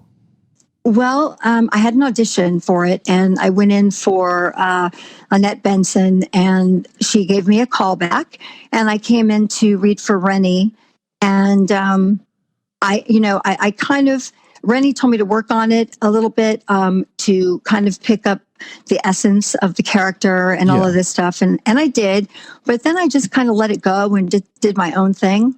And then I went back in a second time, and then he gave me the role, which was so amazing. At that time, I was such a big fan of Nightmare on Elm Street. Yeah. So it was, really amazing. I was so glad. And it was my first feature. So it was really a really nice one, Yeah. Of course, Rennie Harlin went on to make some of the best action films of the 90s. What was he like to work with? Wonderful. I loved him. I thought he was great. And he really let the actors do what they do. And he was very open to suggestion and just a really giving director. I really loved working with him. I'd love to work with him again sometime. And he also gave me, my first opportunity at writing music for a movie. Well, yeah, of course. Yeah, so that was my first shot at that. And to have it be the title song was pretty shocking. Yeah. Yeah, I didn't even know it until I saw it in the theater. Until I saw it in the no, and I was so excited. I was freaked out. That must have been a really, really pleasant shock, though. Yes, it was. It was great. What was it like taking over the role from Patricia Arquette, and how do you think your portrayal differs? I think it was easy for me because, like I said, I looked at her and watched her in 3, and I kind of got some of the things like her, and we kind of looked similar, and that was good. But then I just let it go, and I just did my own take on the character. And I think mine was just more edgy and more ballsy because I think, hers was very meek, and it was completely different.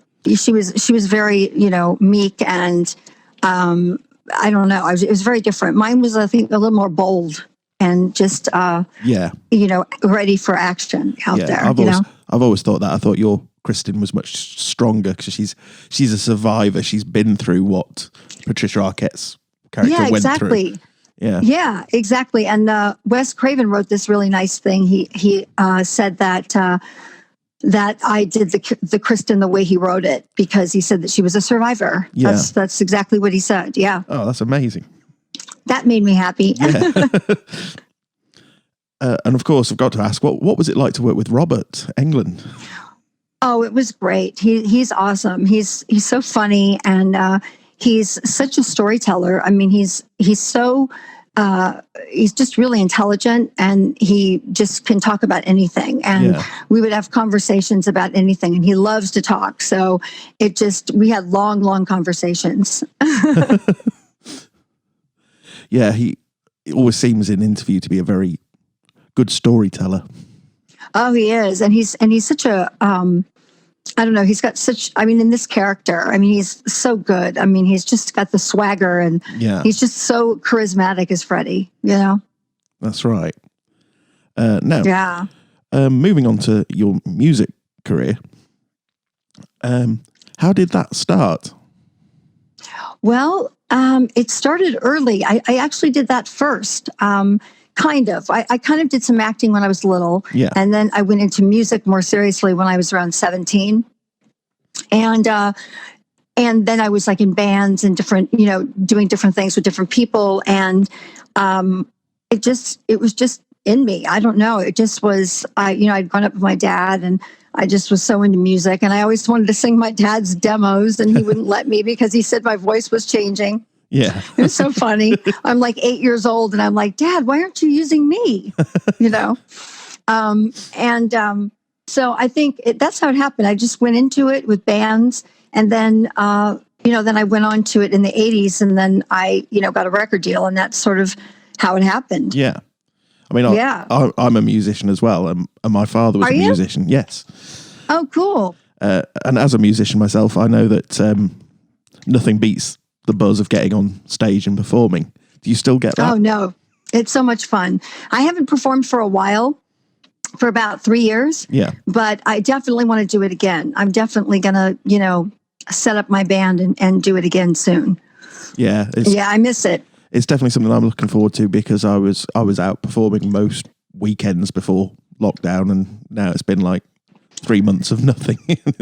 Oh, I know. It's awful. I know. What do? You play and sing or what? Yes, I play guitar and sing. Oh, that's great. Wow. I'd love to hear it. Oh, excellent. I'll send you some links. I would love it. Yeah. Who influenced you as a musician? The Beatles. It's got to be, hasn't it? I'm a huge, huge Beatle fan. I would say the Beatles and I like a lot of the 60s bands like the Zombies and a lot of Paul Revere and the Raiders. I mean, people that were really big in the 60s. I really love that music. But mine, I think, is mostly, it's got a little bit of country to it. So I think a lot of people compare me to, say I sound a little bit like Sheryl Crow, which is amazing because she's my favorite female artist. She's just amazing. She's amazing. Yeah. So, I mean, that's quite a compliment. So I'll take that anytime. But yeah, it's kind of a cross between Beatle-y and kind of country, if you can imagine that. It's, yeah. I mean, at first in the 80s, it was very 80s Madonna, kind of thing. And that was kind of the sound of it. But I love the 80s. I mean, I love music that has a tinge of the 80s in it. Yeah. I dig it. One of my bands is sort of a 80s synth kind of band. Oh, cool. Yeah, I love the 80s sound. It's very cool. Yeah. It's coming back as well, I think, at the moment. I know. I think people are trying to get it back. Yeah.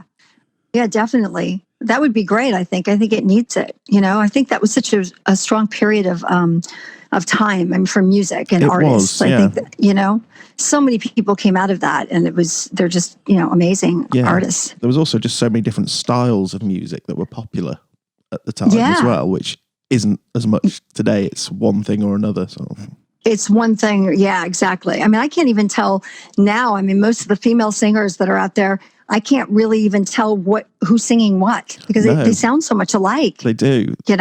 It's sort of some personality's been lost in people's singing voices, I think. I agree. Possibly through auto-tune, I don't know. Yes.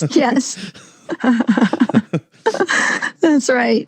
If you could just do one from now on, either acting or music, which would you choose? Oh, that's tough. I think I would probably choose acting. Yeah. Yeah.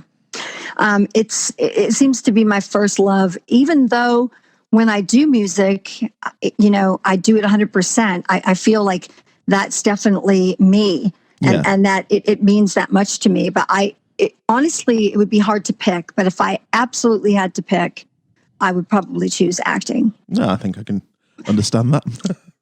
Yeah, but the cool thing about it, though, is that I do a lot of music for films and I do a lot for the films I'm in. So that's really kind of cool. I get to do both, which I'm really lucky. And so I'm really grateful for that because that's where it is for me. I love that. Excellent. Yeah. I have 3 questions that I always ask people when I'm interviewing them. The first one is, what's next for Tuesday night? I'm going to be shooting 3 movies as soon as this thing calms down and we can actually shoot. Yeah. So I have some movies coming out. And I have a movie called The Bloody Man that's coming out, and another one called Back in the Know. And so there's definitely stuff coming up.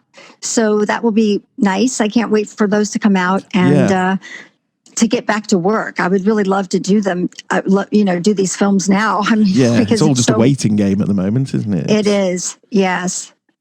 Now, on this podcast, we also do true horror stories. Have you ever had any spooky happenings?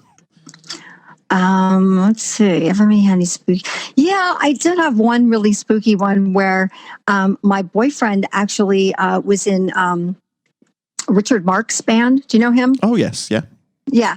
And he was the guitar player. And I had some spooky things with him happen where I was actually in this hotel and I woke up in the middle of the night and I saw him in my living room of the hotel. Oh. And he was sitting there and I had a conversation with him and then realized that he wasn't there because he called me on the phone. And I had just talked to him. It was very strange. And he said that he had and I told him what he was wearing and what he was doing, and he freaked out. He was like, oh my God. But that was like the most weird thing ever. Yeah, because, I can imagine. Yeah.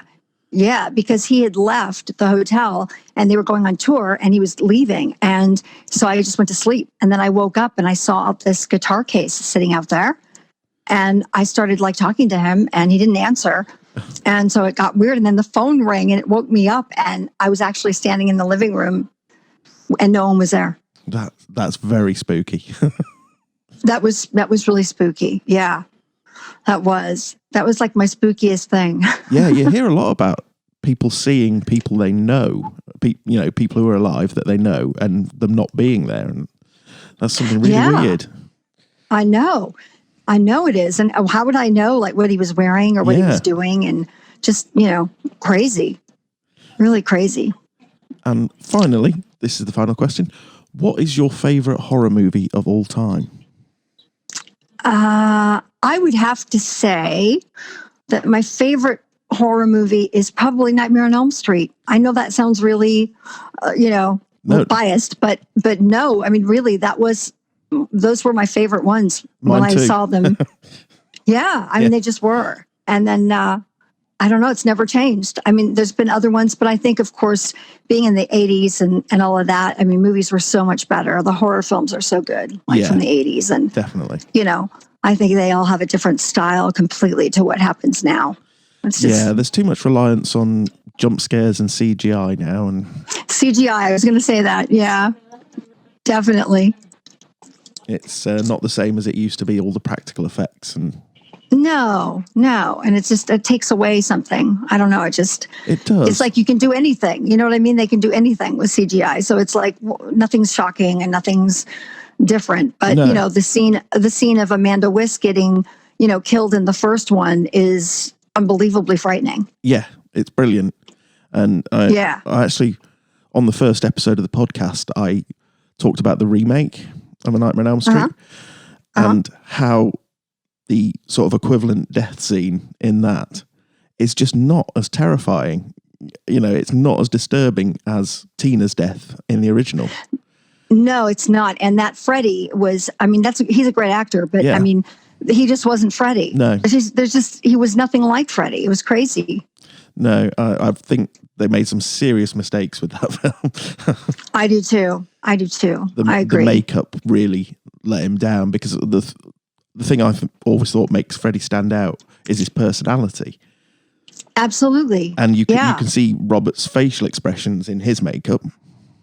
Yeah, you could. Whereas he didn't have any expression. No, he was just mean. Yeah. You know what I mean? He just had that mean look. It wasn't, it didn't change. I mean, Freddy gets funny. I mean, he's so funny and you can see him smiling and, doing his thing. So that's great. Yeah, I agree. Well, thank you very much for joining us. Of course. Thank you for having me. Good luck with all of your future projects and can't wait to see them. Yes, I hope you do. Thank you so much for having me. Thank you. Bye. Okay. Bye.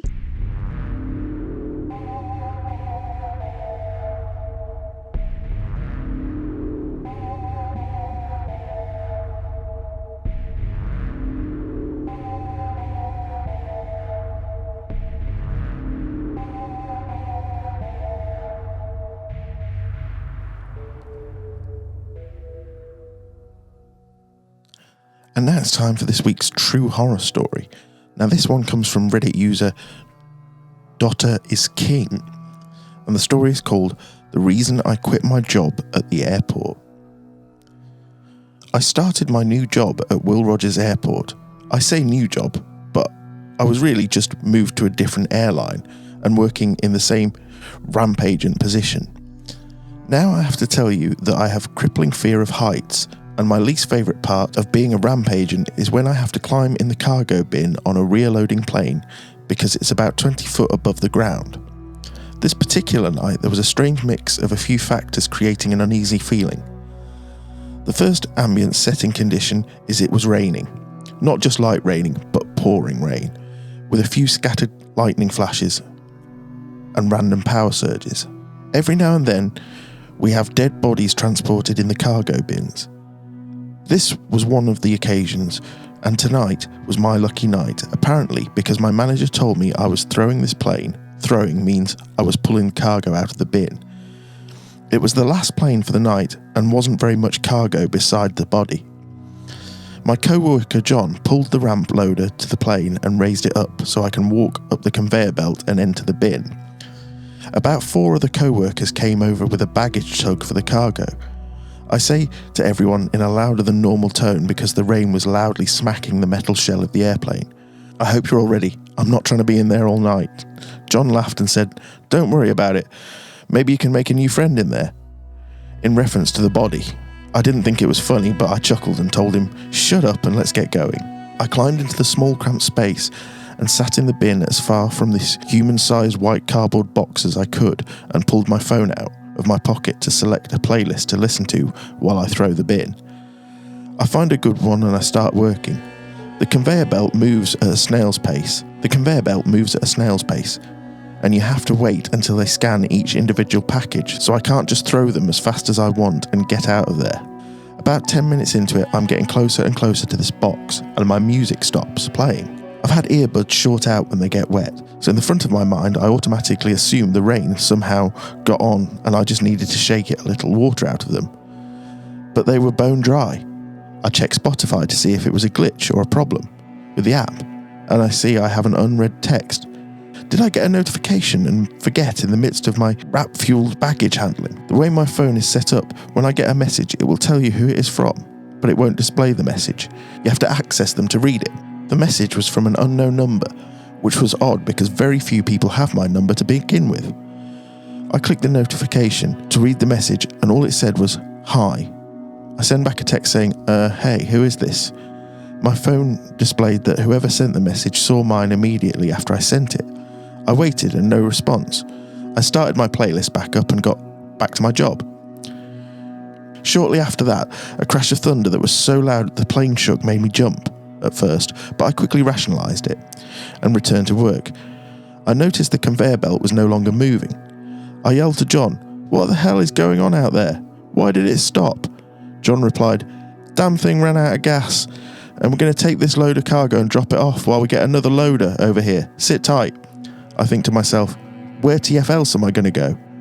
About 1 minute later, it got cold, like I could see my breath cold. I wrote it off as just a cold front and reach over for some stranger's luggage to lean on while I wait. As I look over for a bag to grab, lightning went across the sky and I saw a quick flash of a little boy, 11 maybe 12 years old, sitting on the white box, staring at me with this eerily happy smile, and his head turned slightly to the side. My heart sunk and I froze, never taking my eyes off the box for what felt like hours. I was startled by the replacement conveyor belt starting up right next to the plane. I darted to the moving conveyor, crawling as fast as I could, trying to keep my balance and panic at the same time. I hit the ground and looked at John and said, "Nope, I'm done. You're going to have to go in there. I didn't want to explain exactly what I saw, but John knew something scared me shitless. He asked me, "What's wrong? Who was it?" I stuttered and walked away before I could say anything. Then I got a new text message notification that I heard loud and clear, this time a response from the unknown number, saying, "It's your new friend."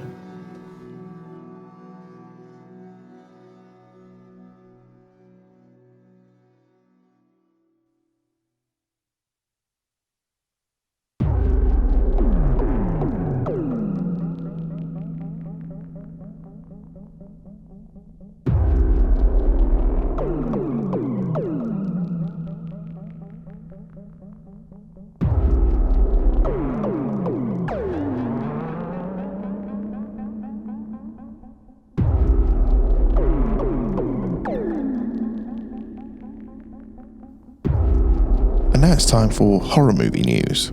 This is the news that the writers of the excellent nostalgia-filled Summer of '84, where a young man becomes convinced that his neighbour, who is a policeman, is also a serial killer.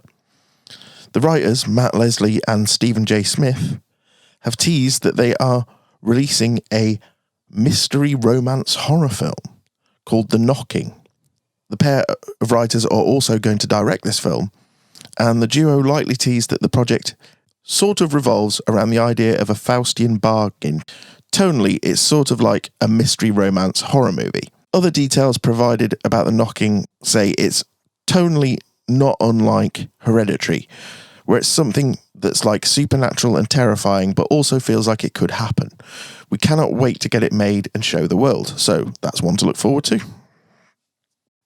Now some news that the excellent Richard Stanley film The Colour Out of Space, based on the story by H.P. Lovecraft and starring Nicolas Cage in full Nick Cage mode, but good Nick Cage mode, is coming to Shudder. So you'll be able to stream the movie on Shudder very soon. And finally, a South African horror movie is coming to Netflix. It's the first African original horror film on Netflix, and it's called 8. It tells the story of an unaccomplished William Zeal who returns to the farmhouse he inherited from his estranged father with his wife Sarah and their adoptive niece, Mary. Soon after moving in, they meet a mysterious local outcast called Lazarus. Lazarus persuades William to hire him in spite of Sarah's reservations, and successfully forges a kindred bond with Mary, who, like him, still aches for her lost kin. But among the locals, Lazarus is an unwelcome menace who carries a dark secret in his sack, a demon reincarnation of his deceased daughter with an insatiable appetite for human souls. So that sounds quite creepy. Keep an eye out for that one, coming on Netflix.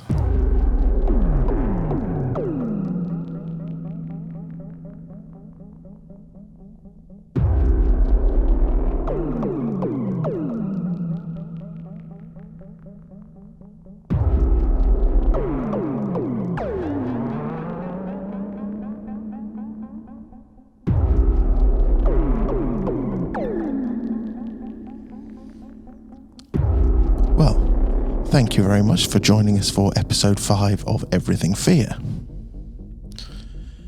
If you've enjoyed the show, then please subscribe or leave a review and tell all of your friends about the show. All that's left is to tell you what's coming up next week. Next week, we will have an interview with screenwriter Tom Jolliffe, as well as all of our normal features, some music, a true horror story, some short fiction, spooky news, horror movie news. Until then, stay scared.